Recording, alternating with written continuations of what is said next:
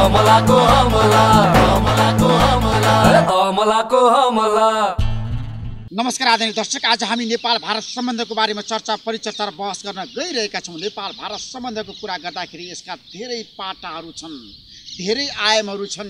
नेपालमा यतिखेर चुनावको चर्चा परिचर्चा र बहस भइरहेको छ र स्थानीय तहको दोस्रो चरणको निर्वाचन असार 14 गते गर्नको लागि सरकारले सबै तयारी पुरा गरेको छ र दलहरू यतिखेर चुनावमा गइरहेको अवस्थामा मधेस बेस पोलिटिकल पार्टी, खास गरी भनियो भने राष्ट्रिय जनता पार्टी नेपाल निर्वाचनको लागि तयार भएको छैन र उनले निर्वाचनको नीति सार्नुपर्छ, असोजमा गर्नुपर्छ भनेर आधिकारिक प्रस्ताव राखेको अवस्थामा भारत नेपालमा निर्वाचन चाहन्छ त? अहिलेको अवस्थामा भारतले संविधान संशोधन र कार्यान्वयनको एजेन्डालाई मुद्दालाई छोडेको हो त? नेपालको संविधानलाई भारतले पूर्ण रूपमा स्वीकारेको हो त? अहिलेको अवस्थामा आजको कार्यक्रममा हामी यसबारेमा चर्चा गर्नेछौँ। भारतीय प्रधानमन्त्री नरेन्द्र मोदीले नेपाल भ्रमण गर्दाखेरि एउटा तर्क अगाडि सार्नु भएको थियो र उहाँले भन्नुभएको थियो नेपाल भारत सम्बन्ध सुमधुर हुन्छ भनेर। अहिलेको अवस्थामा नेपालमा पनि नयाँ सरकार बनेको छ र शेरबहादुर देउवा प्रधानमन्त्री बन्नुभएको छ र उहाँ अब भारत भ्रमणको तयारीमा हुनुहुन्छ भनेर धेरैले भनेका छन्। र 1 महिनापछि उहाँ नयाँ दिल्ली आउँदाखेरि भारतले कस्तो किसिमको स्वागत गर्ला? हाम्रो बिचमा भारतीय जनता पार्टीका शीर्ष नेता र नेपाल मामिला सम्बन्धी जानकार प्रबुद्ध समूहको भारतीय पक्षका संयोजक भगत सिंह कोश्यारी हुनुहुन्छ। कोश्यारीजी, तपाईँलाई म कार्यक्रममा स्वागत गर्न चाहन्छु। जी जय नेपाल। देखिए, नेपाल भारत संबंध अभी का समय कैसे है? नेपाल में राजनीतिक स्थिरता की ओर जा रहा है।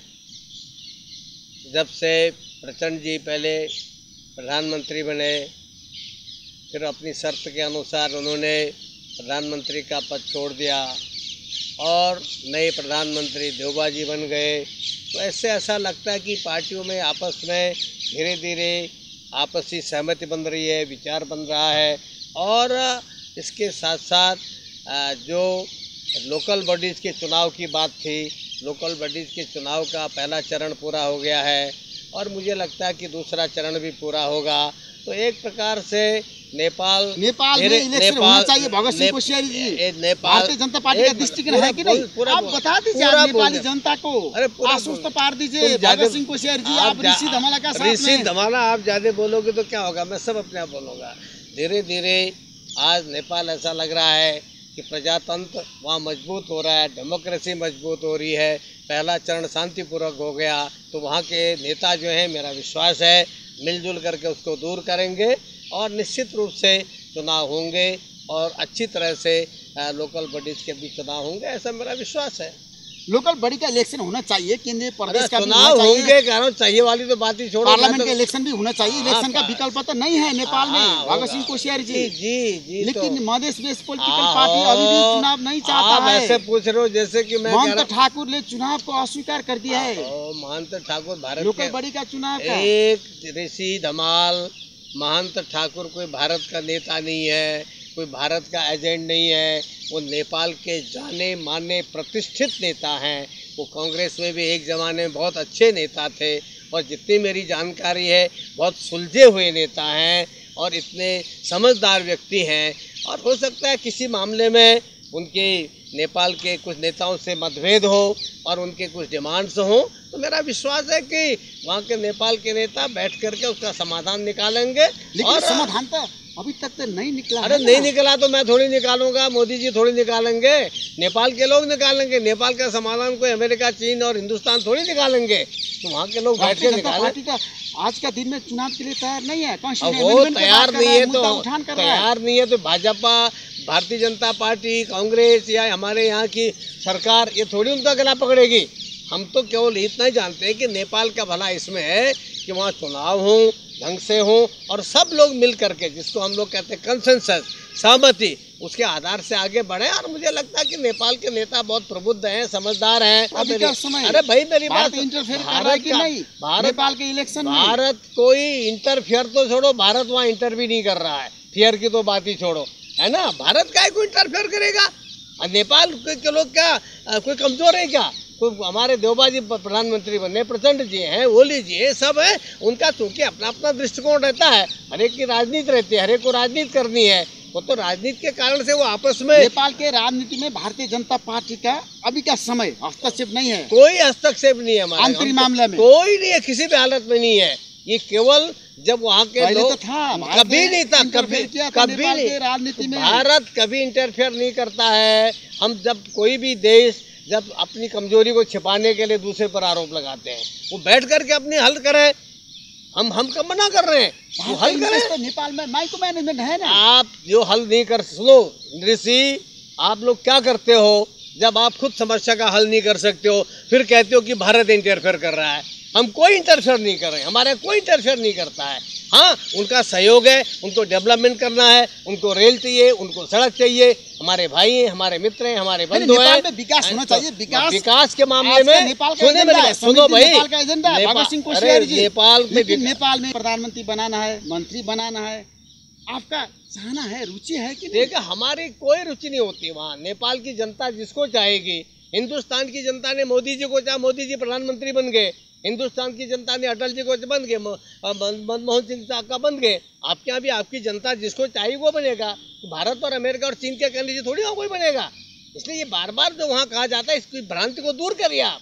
इससे वहाँ के नेपाल का आम जनता की जो है उसके अंदर एक इंफीरियरिटी कॉम्प्लेक्स आता है। किसी भी हालत में ये मत कहिए कि भारत, चीन या फला नेपाल में दखल करता है। लेकिन भारत फिर बोलो मेरा, मैं फिर बोला, जोर से बोला, आदमी को प्रधानमंत्री बनाना नहीं चाहता है। कोई वहाँ का आदमी प्रधानमंत्री वहाँ अपने आप लोग विस्थापित करना भी नहीं चाहता है। क्यों विस्थापित किसको करना चाहेंगे हम?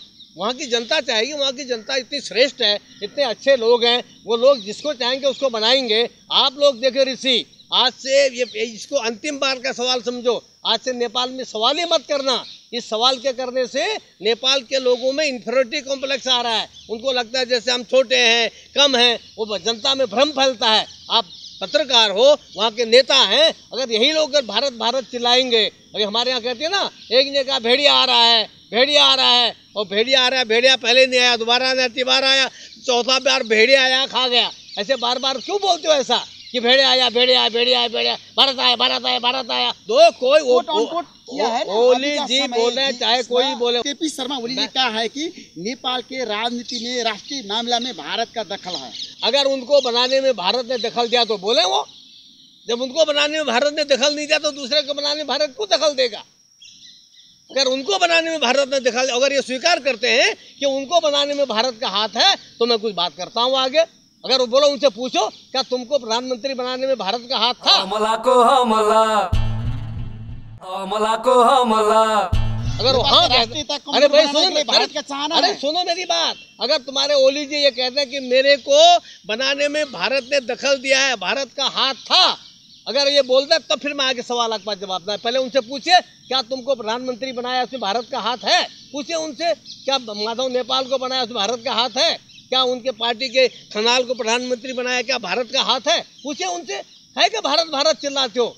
इसलिए आप जो बुद्धिजीवी लोग हो, जो इंटेलेक्चुअल्स हो, जो पत्रकार हो, मीडिया के लोग हो, जो नेता लोग हो, ऐसा बार बार भारत भारत कह करके वहाँ की जो आम जनता है, गरीब जनता है, नेपाली जनता को बता दीजिए भगत सिंह कोश्यारी जी, नेपाल के राजनीति मुद्दा में भारत कभी भी इंटरफेयर नहीं करेगा। देखो, करेगा नहीं, भारत ने कोई इंटरफेयर नहीं किया, न करता है।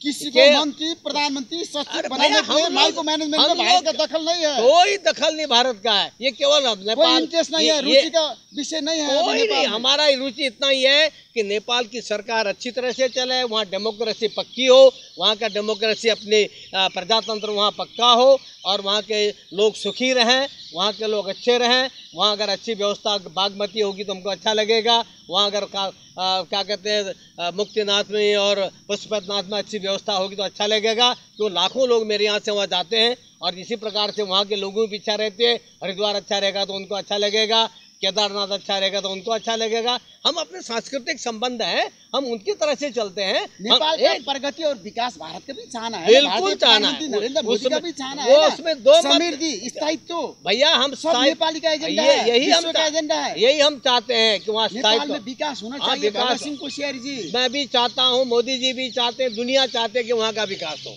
अगर आप केवल दूसरे पर दोष देते रहोगे, और क्या कहते हैं कि साहब दूसरा नहीं करने दे रहा है, वो दखल दे रहा है। कौन दखल दे रहा है? कहाँ दखल दे रहे हैं? अभी तक आपने नेपाल का संविधान का स्वीकार नहीं किया है। अरे भैया स्वीकार नहीं किया, वहाँ की जनता ने स्वीकार किया कि नहीं किया? जनता ने तो स्वीकार किया है। अरे भाई जब जनता ने स्वीकार कर लिया तो भारत, अमेरिका, चीन, नेपाल को संविधान सबने स्वीकार किया है। ऋषि सुनो, जनता पहले ध्यान रखिए। आप पहले पत्रकार हैं, सीनियर पत्रकार हैं और नेता टाइप आप पत्रकार भी हैं आप, है ना। इसलिए ये ध्यान रखो कि वहाँ की जनता स्वीकार करेगी। प्रजातंत्र में जनता ही जनार्दन है, जनता ही सब कुछ है।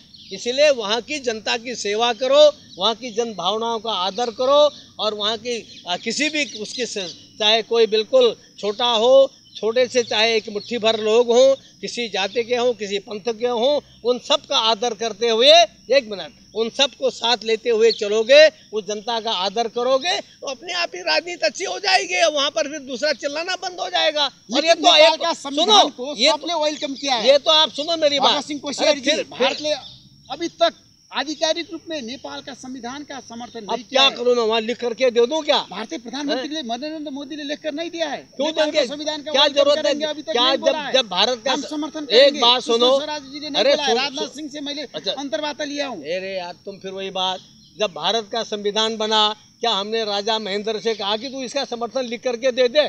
अरे संविधान है अपना, संविधान तुम्हारा काम है, तुम्हारे लोगों को तो समर्थन करना चाहिए। हम करें न करें क्या फर्क पड़ता है?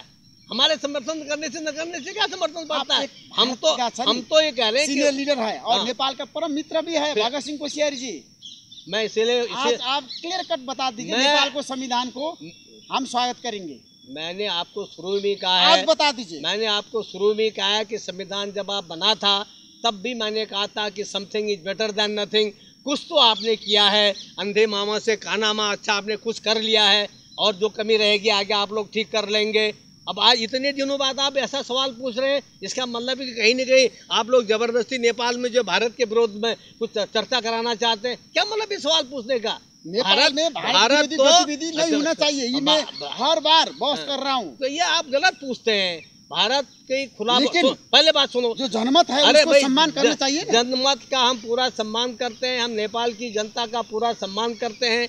पशुपतिनाथ की संतान है, हम उन सब का आदर करते हैं, हम उनको अपना भाई समझते हैं, अपना बिरादर समझते हैं, अपने रक्त का समझते हैं, अपनी संस्कृति का समझते हैं। लेकिन जो नेता, मीडिया, इंटेलेक्चुअल से तीन लोग हैं, ये तीन मिल करके जिस दिन चिल्लाना शुरू कर देंगे, बंद कर देंगे कि भारत का हस्तक्षेप से भारत, ये चिल्लाना बंद कर दीजिए, आपकी सारी समस्या हल हो जाएगी। ये दिमाग से निकाल दीजिए। आज आप बता दीजिए, मैंने बोल दीजिए, आप मेरी नेपाल के नेता, नेपाल बोल दीजिए, मैं नेपाल की जनता को, कॉन्स्टिट्यूशन को हम समर्थन करेंगे। मैंने कह दिया कि भैया नेपाल के हर नेता का हम आदर करते हैं, नेपाल की हर बात का हम आदर करते हैं।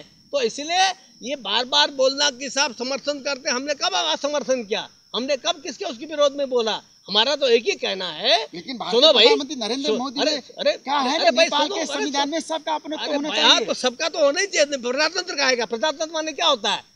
प्रजातंत्र माने डेमोक्रेसी, माने जनता, सारी जनता का साथ लेके चलना चाहिए। नेपाल हो, भारत हो, अमेरिका। भारत का संविधान में तो सब जनता का अपनत्व तो नहीं है। सारे पूरे जनता का अपनत्व के नाते हमने 3 साल में पूरा संविधान बनाया था।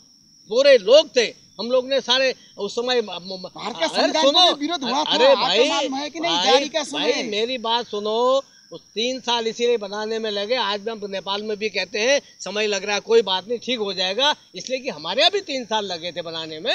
लेकिन हमारे यहाँ जवाहरलाल नेहरू जी ने कट्टर विरोधी अम्बेडकर को संविधान बनाने के लिए दिया था। आपका तो राजनेता आजकल एक दूसरे से पहले तो प्रधानमंत्री के लिए समझौता कर लेते हैं। लेकिन नेपाल के संविधान में 90% जनता का समर्थन है। अरे भाई 90% नहीं, उस समय भारत में जो संविधान जारी हुआ था 60% भी समर्थन नहीं था जनता का। आप उसमें यहाँ नापने आए थे क्या? कौन सा बैरोमीटर आपके पास था? इन्फॉर्मेशन गलत है आपको, ये इन्फॉर्मेशन गलत है आपको, है ना। ये संविधान सब कुछ लोग बनाते हैं और मिलजुल के बनाते हैं। और आपके यहाँ भी बहुत अच्छे प्रयास किया गया है, लोगों ने कोशिश की है, उसमें अच्छी चीज़ें रखने की कोशिश की है। बहुत सारे बिंदु उसमें बहुत अच्छे हैं और उसमें यदि कुछ लोगों का संतोष है तो उसको मिलजुल करके आपने हल करना चाहिए। ये आपका काम है, मेरा काम थोड़ी है। संविधान संशोधन के लिए अभी नेपाल में बहस भी जारी है। मधेसी मोर्चा खास कर आपको मालूम है राष्ट्रीय जनता पार्टी नेपाल संविधान संशोधन के पक्ष में है। उनको संबोधन करना चाहिए कि नहीं? बिल्कुल, जब आप खुद ही कह रहे हैं कि संविधान संशोधन हम कर रहे हैं जब आप खुद UML पार्टी अरे का सुनो भाई, असहमति है अरे यूएमएल छोड़ो ना, जब आप करें कि रूलिंग पार्टी हमारे चाहे माओवादी हो, चाहे कांग्रेस हो, चाहे और दूसरी पार्टियां हैं, जब वो चाह रहे हैं कि संविधान में संशोधन हो सकते हैं क्योंकि 2/3 बहुमत नहीं है, भारतीय जनता पार्टी उसको बैठ करके समझाए, बातचीत करें कि हम तो तैयार है, बहुमत नहीं है, आप साथ दीजिए, तो निश्चित रूप से जब आप सच्चे मन से बोलेंगे तो वो भी आपके साथ हो जाएंगे। ये तो वो भी इलेक्शन में जाएगा, हो भी जाएगा जब आप सच्चे मन से उनसे बोलोगे। 3 चरण का निर्वाचन कराना है, उसमें भारत का समर्थन रहेगा।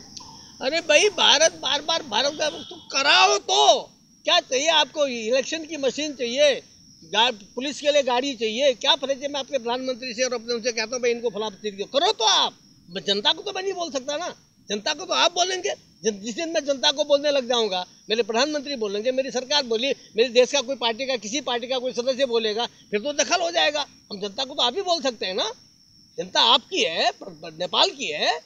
आप आज महंत ठाकुर को बोल दीजिए ना, तो चुनाव अरे में जाने के लिए अगर मैं मोहन ठाकुर को बोलूंगा, इसका मतलब भारत दखल दे रहा है।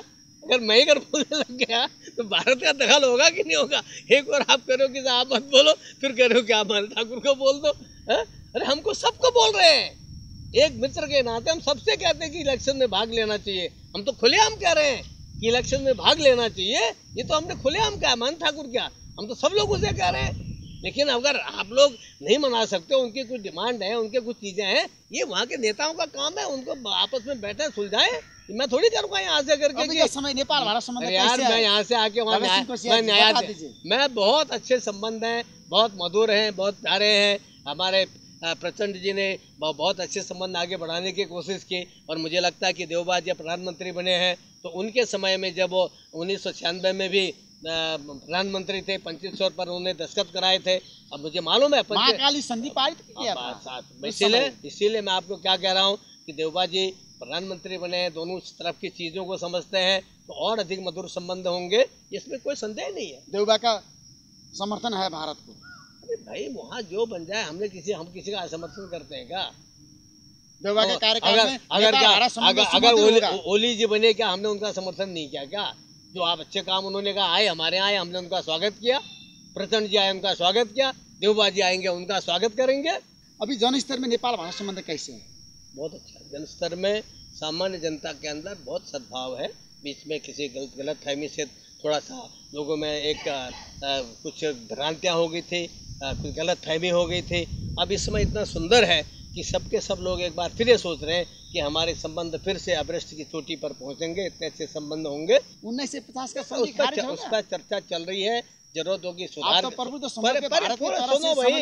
सुनो ना, जरूरत पड़ी तो उसमें संशोधन करेंगे, जरूरत पड़ी तो उसमें कुछ एडिशन करेंगे, जरूरत नहीं पड़ी तो खत्म करेंगे। क्या करना चाहते हैं भारत, बता दीजिए ना नेपाली जनता को। 1950 का संधि में भारतीय सरकार का दृष्टिकोण क्या है, आपका दृष्टिकोण क्या है भरत सिंह कोश्यारी? अरे भाई अभी उस पर चर्चाएं चल रही हैं। आपके यहाँ के लोग हैं, मेरे यहाँ के हम लोग हैं, पूरे दोनों ग्रुप जो हैं उस पर डिटेल चर्चा कर रहे हैं। आज बता दीजिए। नहीं आज नहीं बोल सकते हम, तभी संधि बहस का विषय। देखो मैं एक कमेटी, मैं कह रहा हूँ कि जिस पर हम चर्चा कर रहे हैं उस चर्चा को मैं भी बाहर कर देंगे क्या? उस चर्चा का अंतिम जब निश्चय निकलेगा, साल 1.5 साल के अंदर, 1.25 साल 2 साल के अंदर निश्चय निकलेगा, तब आपको बताएंगे। आज तो हम उस पर चर्चा कर रहे हैं, अभी से हम बोलते हैं कि ये खत्म कर देंगे, ये नहीं कर देंगे, वो कर देंगे। लेकिन खत्म करना चाहिए। हमारे प्रधानमंत्री ने कहा कि यदि नेपाल की जनता नहीं चाहेगी, नेपाल की सरकार नहीं चाहेगी तो हम खत्म भी कर देंगे। हमारे प्रधानमंत्री ने कहा कि नहीं कहा है, खुलेआम कहा कि नहीं कहा है। लेकिन वहाँ की जनता क्या उसको खत्म करना चाहेगी, वहाँ की जनता से पूछो। अगर वो क्या खत्म करना चाहे तो मुझे बता देना। इसलिए आप ये केवल एक जो आपके इंटेलेक्चुअल लेवल पर केवल ये बहाने बनाने के लिए कि नेपाल में, सुनो मेरी बात, नेपाल काम करेगा, नेपाली जनता के इंटरेस्ट में काम करेगा। बिल्कुल शुद्ध चीज हमारा एक ही चीज है, नेपाल हमारे भाई हैं, उनका उत्थान होना चाहिए, उनका विकास होना चाहिए, उनका उद्धार होना चाहिए, और नेपाल एक सशक्त राष्ट्र बनना चाहिए, सबल राष्ट्र बनना चाहिए, एक आदर्श राष्ट्र बनना चाहिए। और हम भी कहें कि हमको भी गर्व हो कि नेपाल आगे बढ़ रहा है, तो हम वो दिन देखना चाहते हैं। और इसलिए आप जो उसी दिशा में वहाँ के इंटेलेक्चुअल से बोलिए और भारत भारत बोलना बंद करिए, ठीक है नहीं? बोलिए बद्रीनाथ, बोलिए केदारनाथ, बोलिए रामेश्वरम बोलिए। तो भारत विरोधी है ना नेपाल में, तो अब वो इसलिए मैंने कहा कि विरोधी है या पक्ष में नहीं जानता, परंतु बार बार हर बात के लिए भारत भारत बोलना, ज्यादा भारत भारत चिल्लाना नहीं चाहिए। मैंने कहा भेड़े आया नहीं करना चाहिए। कालापानी और सुस्ता में आपका दृष्टिकोण क्या है? कितनी कितनी बर्लिन की जो दीवार थी वो कब की टूट गई है, यानी क्या क्या चीज़ें ख़त्म हो गई हैं। और ये सुस्ता फुस्ता इतने सुस्त है कि इनके लिए ज़्यादा चर्चा करने से कोई ज़रूरत ही नहीं इनके ज़्यादा चर्चा करने की। ये कोई विषय ही नहीं है, ये तो खाली खड़े के विषय हैं। ये कोई विषय है क्या? ट्रेड में समझ में आता है कि कठिनाई क्या है, पानी की समझ में आता है कि साहब उसमें कितना हिस्सा होना चाहिए, क्या है वो तातो पानी कालो पानी है, ये तो सब बेकार की बात है। लेकिन सीमा का समस्या तो है। हाँ, सीमा है, उस पर चर्चा करेंगे, उसका भी समाधान होगा। इसके समाधान होगा, दीर्घकालीन रूप में समाधान होगा। मैंने कहा कि इतनी छोटी समस्या है जो बहुत बड़ी समस्या है ही नहीं है। और ये क्योंकि कहीं पर समस्या है, कहीं पर एक विषय थोड़ा बहुत है, ये बहुत है, मैं नहीं कह रहा हूँ कि नहीं है विषय, ये नेपाल में विषय है, ठीक है नहीं, ये विषय है, तो इसका भी समाधान निकलेगा। अभी बांग्लादेश में हमारा भी सारा कितने साल से नहीं हुआ तो समाधान होगा, तो क्या दिक्कत है? पहले आप ऐसा करो, वहाँ भारत विरोध, भारत का दखल चिल्लाना बंद करो, तो कि भारत कोई दखल नहीं देता है, हम अपने पाँव पर खड़े हो रहे हैं, हम अपने निर्णय अपने आप लेते हैं, ये बोलना शुरू करो तो आप ही अपने आप ही कहाँ के कहाँ पहुँच जाओगे। धन्यवाद। भारतीय प्रधानमंत्री नरेंद्र मोदी नेपाल में समृद्धि, विकास और स्थायित्व बिल्कुल के पक्ष में है। एकदम बुरान सबसे अधिक वहाँ के विकास चाहते हैं। Thank you so much. बहुत धन्यवाद Bhagat Singh Koshyari, thank you so much, आपको धन्यवाद। चलो धन्यवाद। जय नेपाल। हमला को हमला